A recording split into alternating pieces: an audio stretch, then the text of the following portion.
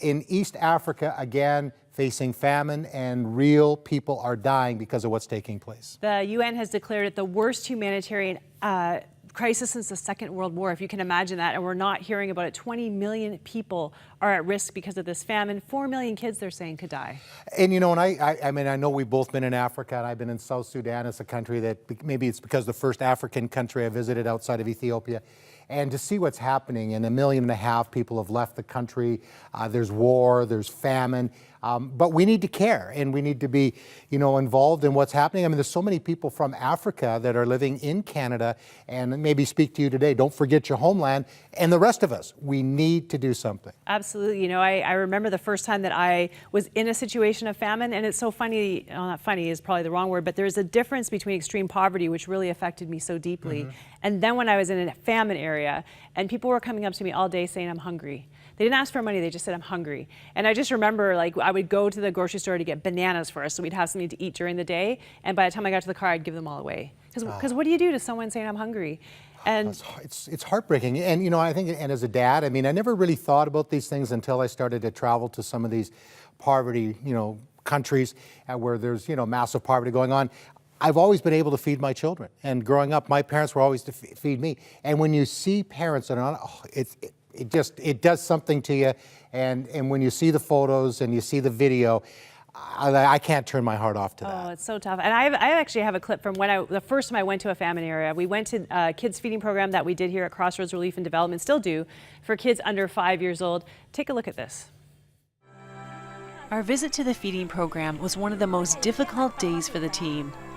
Seeing incredible hope set against a backdrop of heartbreaking need.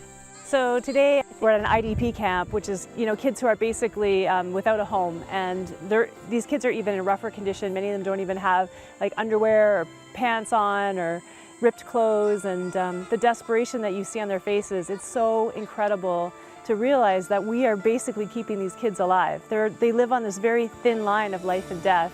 This one meal a day is all they get, many of them, and we're making the difference. And Crossroads viewers are making the difference. This is the money that you sent in that is now keeping these kids alive. And it's just been so moving to see every one of their faces. It's actually been hard to hold it together. We drove in today and they all started cheering and singing because they knew then they would get their food.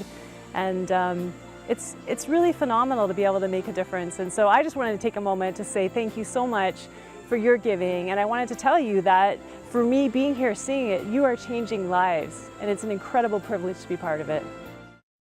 You know, Cheryl, you know, both of us who have traveled a lot, we're reporters, broadcasters at heart.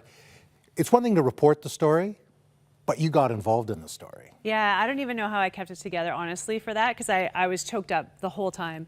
And I've, you know, everything I do, it takes a piece of your heart. But I would say that experience with famine, with people starving to death in front of me, talking to moms whose kids have starved to death, that and probably talking to trafficked girls are the two things that devastated me so much I didn't even know how to articulate what was happening inside of me. And so that's why I'm so excited. You know, you saw in that clip, we made a difference then, we can make a difference now. The great news is that the Canadian government just announced a 1-to-1 match, which means your gifts will double. And also we have a food grant with our partner Erdo, which means that we get 4 times more. So what we're saying is your gift today and through this whole month of June will actually go 1 to 5. So 5 times. So if you give $100, what does that become? $600? If you give $1,000? $6,000? $6,000. It's amazing. Actually, so we want to take advantage of this and make sure that our gifts go the furthest, that we can make the biggest difference. Today is the day to give. We're inviting you to be part of this. You can give us a call right now and get the ball rolling. It's 1-800-265-3100. You can go to crossroads.ca/donate.